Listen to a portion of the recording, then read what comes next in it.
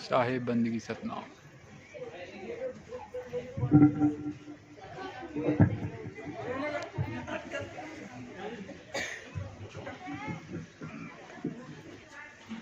साहिब बंदगी तो सबसे पहले परमात्मा के नाम पे जयकारा लगाएंगे।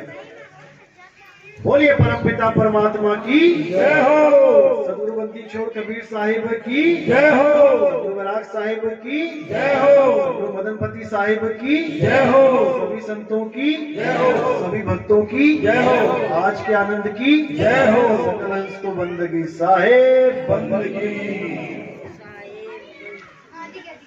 तो आज कालवासिया गांव में मूल ज्ञान का प्रचार हो रहा है। बहुत बड़े भाग होते हैं उन जीवों के जो मूल ज्ञान को सुनते हैं और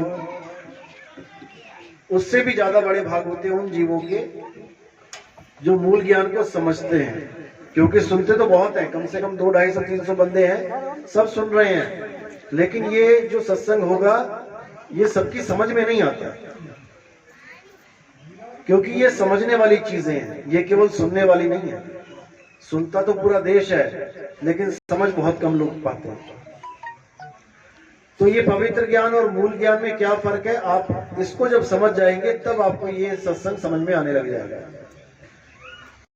पवित्र होता है जितने भी धर्मों में, जितने भी धर्म में, कि कोई भी धर्म हो, उसमें जो कहानियां हैं, किस्से हैं, जो उसमें राजाओं महाराजाओं के बारे में बताया गया, वो राजा ऐसे था वैसे था, ये सारा पवित्र ज्ञान कहलाता है।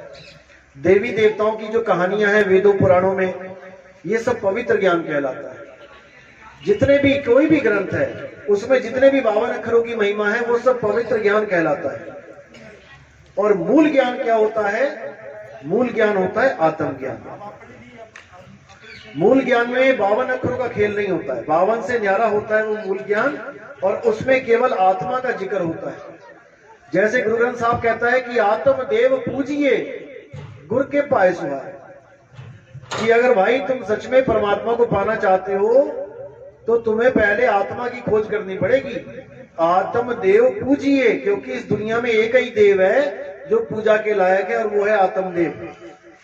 आत्मदेव के अलावा किसी भी देव की पूजा नहीं करनी है। कारण क्या है, क्यों नहीं करनी है? क्योंकि केवल एक आत्मा ही ऐसी चीज है जिसका कभी नाश नहीं होता।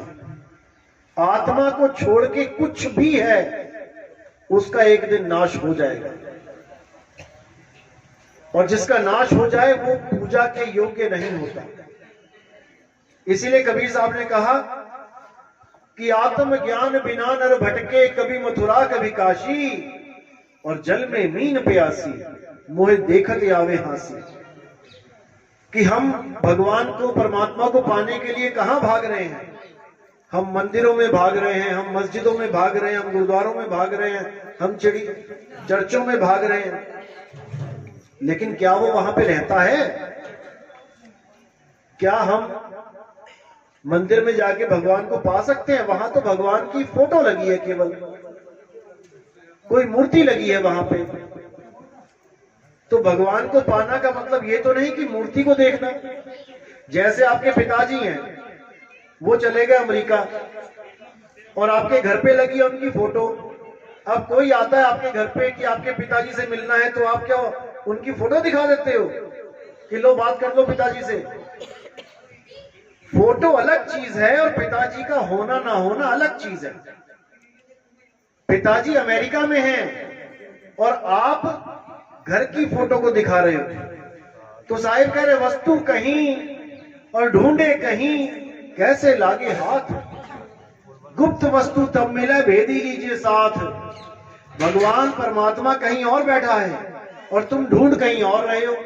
इसीलिए सारी सारी उम्रें बीत जाती हैं, दाढ़ी सफेद हो जाती है, बाल सफेद हो जाते हैं, दांत झड़ जाते हैं, आंखें कमजोर हो जाती हैं, आदमी बूढ़ा हो जाता है, मरने की कगार पे आ जाता है, लेकिन फिर भी उसे परमात्मा नहीं मिलता। क्यों नहीं मिलता?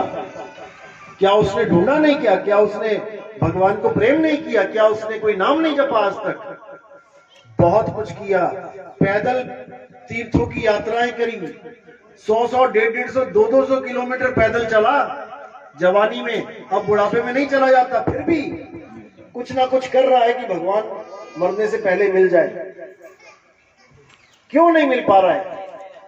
क्योंकि कोशिश तो करी, मेहनत तो पूरी करी, लेकिन तरीका गलत था। आप दूध में से घी निकालो, एक बच्चे को भी पकड़ा दो दूध कि इसमें से घी निकाल, जो अनाड़ी है, जिसको कुछ नहीं पता कि घी कैसे निकालते हैं, और एक दूध उसको पकड़ा दो जो जानती है कि दूध में से घी कैसे निकलेगा। जो जानती है वो 2-3-4 दिनों में घी निकाल के साइड में रख देगी, और जो बच्चा नहीं जानता है सारी उम्र उस दूध को लेके बैठा रहेगा। वो जानता ही नहीं, करे तो करे क्या? क्योंकि उसे कोई गुरु नहीं मिला। उसे कोई गुरु नहीं मिला जो दूध में से दही और दही में से मक्खन और मक्खन में से घी निकालना सिखा दे। इसीलिए वो सारी उम्र बैठा रहा और उसे कुछ नहीं मिला। तो साहिब कहते हैं, अगर तुम सच में परमात्मा को पाना चाहते हो तो तुम उस जगह ढूंढो उसे जहां पे उसका जहां वो विराजमान है, जहां पे उसका वास है। कहां रहता है परमात्मा? हमें पहले ये ढूंढना पड़ेगा। तो कहां रहता है परमात्मा? केवल एक जगह रहता है वो, और जिस जगह वो रहता है वो जगह है अविनाशी।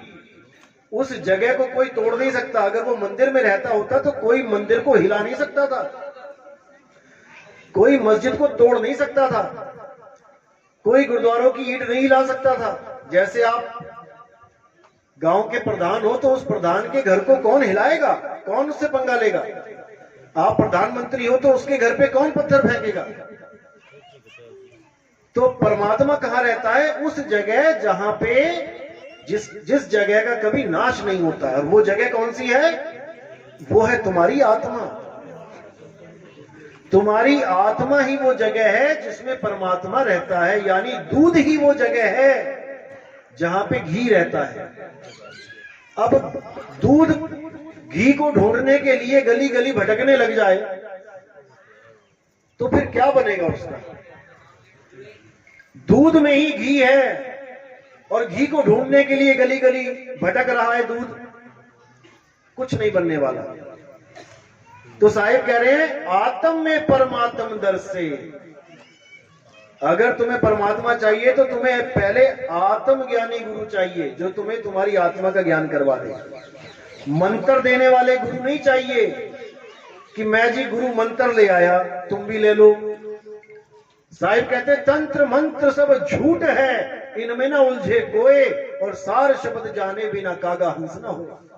ये जितने मंत्र देते हैं, किसी ने ओम मंत्र दे दिया, किसी ने सोहंग मंत्र दे दिया, किसी ने सतपुरुष काल मूर्त शब्द स्वरूपी राम दे दिया, किसी ने ज्योत निरंजन ओंकार आरंकार सोहंग सतनाम दे दिया, किसी ने फलाना नाम दे दिया, किसी ने ढिमकाना दे दिया।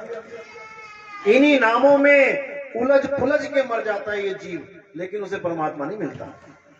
क्यों नहीं मिलता? क्योंकि वो समझ ही नहीं पाया कि मैं लेके क्या आ गया गुरु से। लेने में कुछ और गया था और ले कुछ और लाया। कैसे? जैसे आप बाजार से आलू लेने जाओ, अब आलू वाला आपको आलू तो ना तोले और आपके कान में बोल दे कि बेटा घर जाके आलू आलू जपना। 10 साल जपते रहना, सब्जी बनने वाली नहीं है। क्योंकि तुम वस्तु की जगह वस्तु का नाम ले आए, यानी 52 अक्षर ले आए। 52 अक्षर क्या? ये का खा गा घा पा फा बा रा मा, ये अक्षर उठा के ले आए तुम। अगर ये काखा गागा एबीसीडी ना होती तो कौन सा नाम जपते भाई? बच्चों को पढ़ाया जाता ना बचपन में, इस क्लास में का खा गा घा, ये पूरा कैलेंडर काखा गा वाला पूरा कैलेंडर फाड़ दो, खत्म करो इसको। अगर ये ना होता, क्योंकि एक समय ऐसा था जब ये आदमी पढ़ना लिखना भी नहीं जानता था, ये बोलना भी नहीं, जानवरों की तरह रहता था आदमी। जानवरों का शिकार करता था, फल फूल पौधे खाता था। धीरे धीरे दिमाग विकसित हुआ, धीरे धीरे इसने आग की खोज करी, अक्षरों की खोज करी, धीरे धीरे 52 अक्षरों को खोज के ग्रंथ बना डाले। उसके बाद उन्हीं 52 अक्षरों में से भगवानों के नाम रख लिए, जैसे राम। अब राम अक्षर कहां से आया? या, रा, ला, वा, शा, इस वाली लाइन में से रा उठा लिया, आ का डंडा लगा दिया। और मां कहां से आया? पा, फा, बा, भा, मां, वहां से मां उठा लिया। यानी 52 अक्षरों में से ही 2 अक्षर उठा लिए, रा और मां। अब लगा जपने राम राम राम राम राम राम राम। अब वाणी क्या कह रही है? राम राम करता जग फिरे, राम न पाया जाए। क्यों? क्योंकि वो राम को जप रहा है, राम को जान नहीं रहा। जैसे ये पानी है, अगर इंसान ना होता इस दुनिया में तो इसको पानी कहने वाला कोई ना होता। आज केवल इंसान के सिवा इसका नाम पानी किसी जानवर ने नहीं रखा। गाय भैंस पानी पीने जाती है, कभी सोचा है वो कहती हो कि मुझे पानी दो? वो जानती है कि इसका नाम पानी है? क्या कुत्ता बिल्ली जानता है इसका नाम पानी रख दिया तुमने? क्या चिड़िया जानती है कि इसका नाम पानी है? केवल इंसान जानता है कि इसका नाम पानी है। वो भी कहां तक जानता है? हिंदुस्तान तक। अमेरिका में जाके, चाइना में जाके पानी पानी करते रहोगे, प्यासे मर जाओगे। वहां पे पानी को कुछ और कहते हैं, वाटर कहते हैं। तो हम पकड़ के बैठ गए हैं पानी के नाम को। और प्यास किससे बुझेगी? पानी से। अगर ये पानी का नाम जाने बिना गाय की प्यास बुझा सकता है, चींटी की प्यास बुझा सकता है, कुत्ते बिल्ली हाथी घोड़े की प्यास ये पानी बुझा सकता है, बिना ये जाने कि इसका नाम पानी है, तो आदमी की क्यों नहीं बुझा सकता? इसको जपने की जरूरत क्या है? कुत्ते को प्यास लगती है, भागा जाता है तालाब के पास बिना नाम जपे, और उसको पानी मिल जाता है, पी लेता है। चिड़िया उड़ती उड़ती देखती है, सोचती है पानी का तालाब कहां था, और प्यास लगती है वहीं मुड़ जाती है, बिना ये जाने कि इसका नाम पानी है, बिना जपे। लेकिन आदमी क्या कर रहा है? परमात्मा को पाने की जगह परमात्मा का नाम जप रहा है।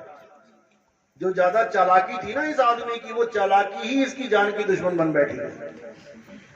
उसने इतने सारे नाम रख लिए भगवानों के, अब उसी नामों में उलझ गया मकड़ी की तरह। मकड़ी खुद ही जाल बनाती है और खुद ही उलझ के उसमें एक दिन मर जाती है। तो साहिब कह रहे हैं वस्तु के नाम के चक्कर में मत पड़ना। परमात्मा के लाखों करोड़ों नाम है, हर देश में अलग नाम है, हर जात में अलग नाम है, हर पंथ में अलग नाम है। चक्कर में मत पड़ना। अगर कोई गुरु तुम्हें नाम जपने के लिए देता है तो याद रखना उसने तुम्हें पानी पिलाने की जगह पानी का नाम दे दिया जपने के लिए। अब घर जाके रटते रहो तोते की तरह। जैसे एक तोता होता है पूरी उम्र राम राम राम राम जपता रहे, उसे राम मिलने वाला नहीं, वरना तोते की मुक्ति हो जाए।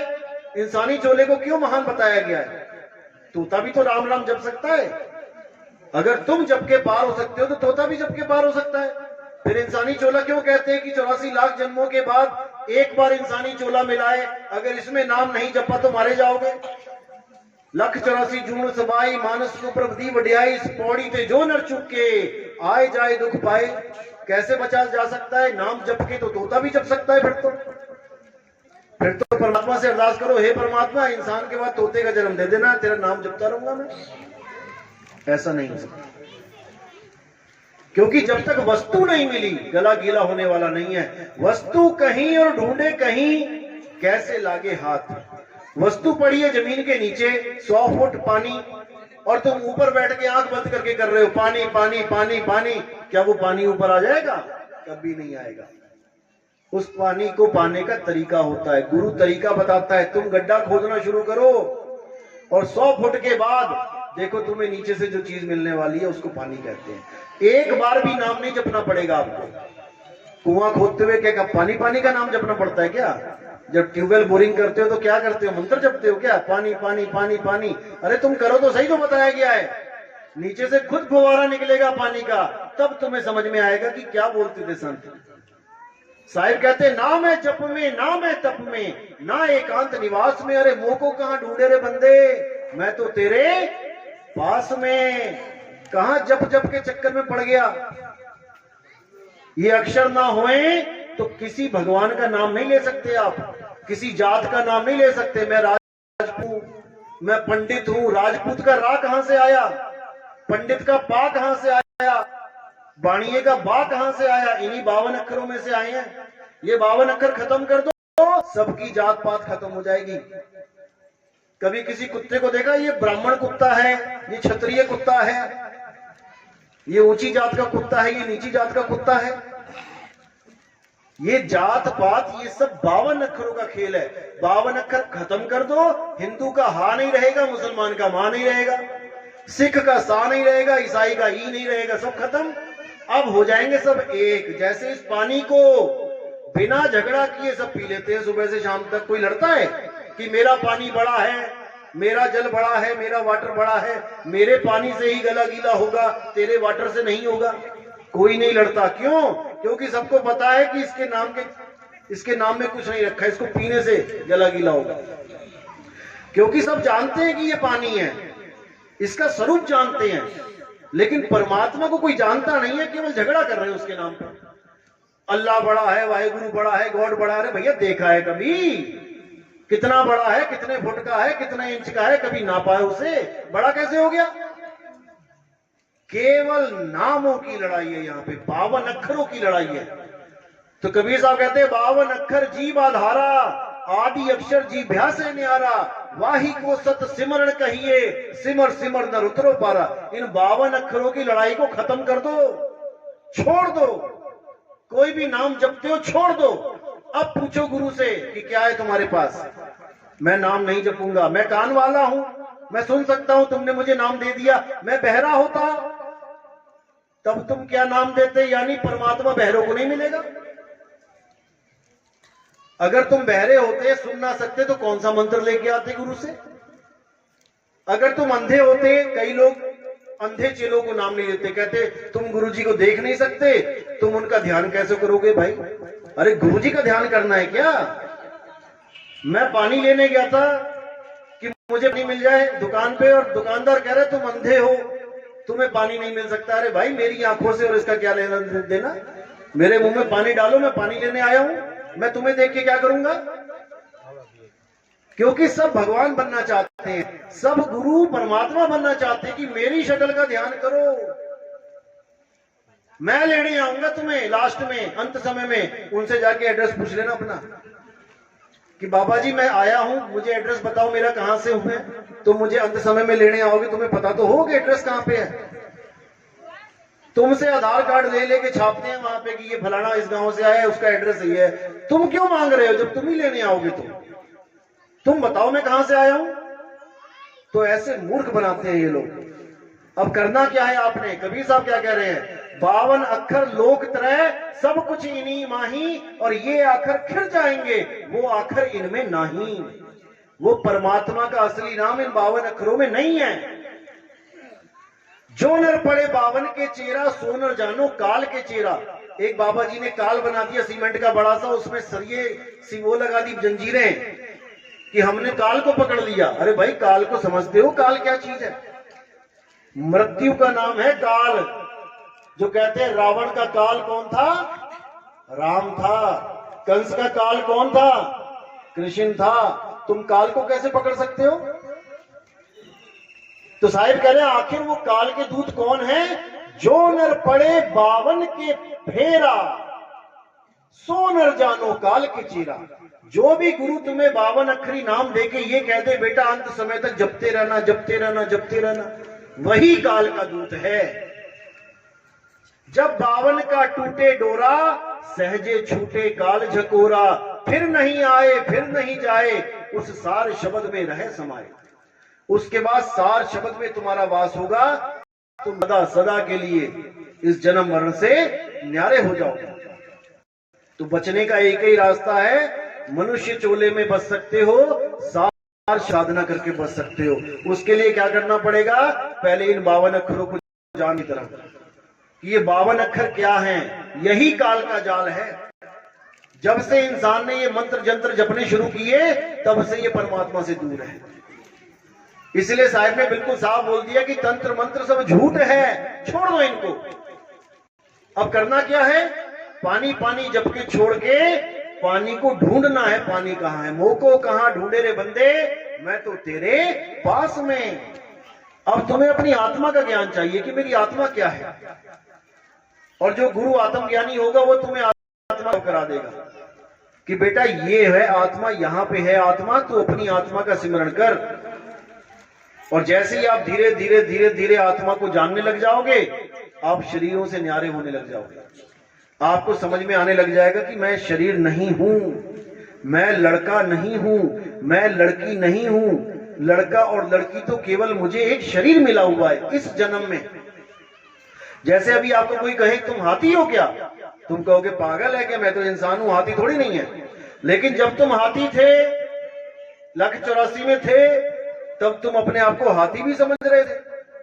जब तुम कुत्ता बन के आए, बिल्ली बन के आए, तुम अपने आप को बिल्ली समझते रहे, तभी तो चूहे खाए तुमने, 900 चूहे। बिल्ली बन के चूहे खाओगे और खाए सबने। ऐसा कोई नहीं कह सकता कि मैंने नहीं खाए। जैसे आज तुम रोटी खाते हो, इंसान को रोटी दी गई है खाने के लिए, बिल्ली को क्या दी गई है? वो क्या रोटियां बनाएगी? चूहे ही खाएगी।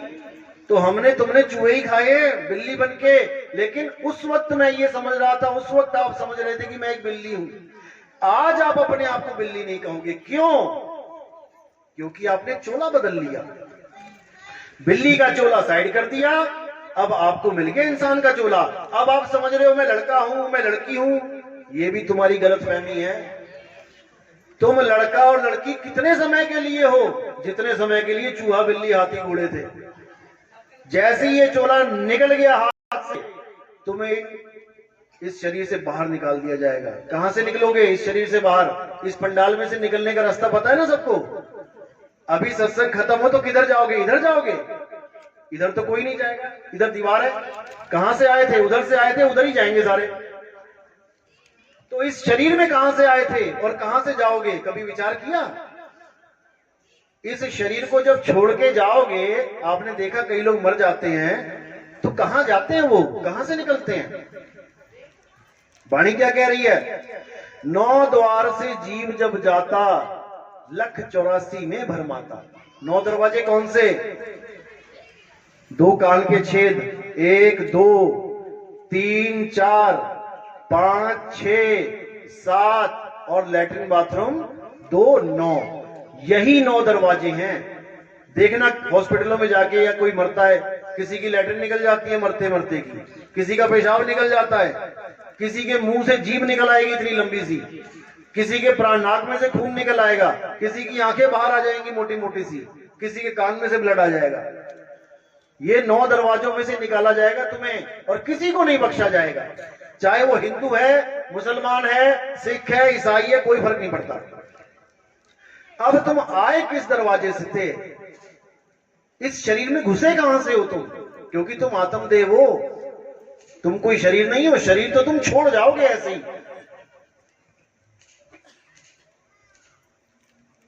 कैसे छोड़ जाओगे? जैसे एक आदमी था, किसी के घर गया, उसको कुछ पैसे उधार दिए हुए थे। उसके घर गया तो उसका लड़का दरवाजे में बैठा हुआ था। उसको पूछा पापा कहाँ हैं? उसने कहा पापा सो रहे हैं, अंदर लेटे हुए हैं। उसने देखा अंदर चारपाई पे लेटे हुए थे। तो वो कहता चलो सोने दो, मैं कल आऊंगा। वापस चला गया। अब कल आया, अगले दिन आया। अब लड़के से पूछा पापा कहाँ है भाई? तो पापा जी जमीन पे लेटे हुए थे, बिस्तर पे कल थे और आज जमीन पे लेटे थे। तो उसने बोला पापा कहाँ है? तो वो बोला पापा तो चले गए, हमें छोड़ के चले गए। तो वो कहता कहाँ चले गए? वो लेटे तो हैं, पे लेटे थे, आज नीचे लेटे हैं, तू कह रहा छोड़ के चले गए। तो वो कहता नहीं पापा चले गए। तो वो कहते पापा चले गए तो वो लेटा कौन है? यही तो, इसी को तो पापा पापा करता रहा सारी उम्र। तू इसी शरीर को तो पापा पापा मम्मी मम्मी करता रहा, तो चले कहां गए?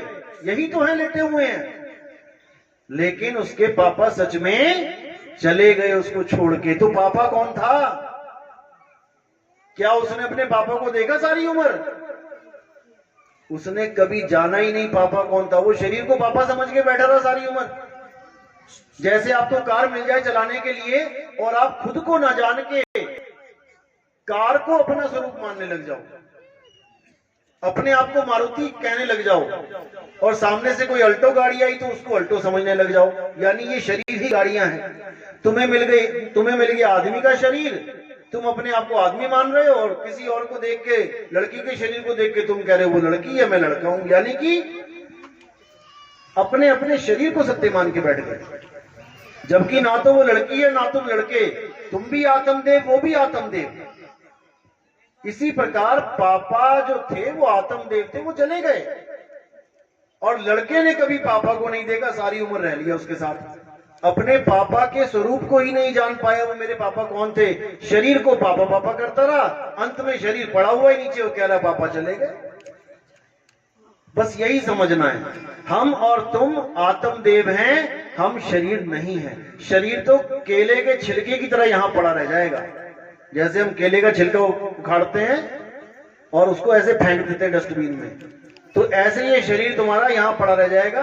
अब जो निकल के गया वो कौन है, उसको जानना पड़ेगा।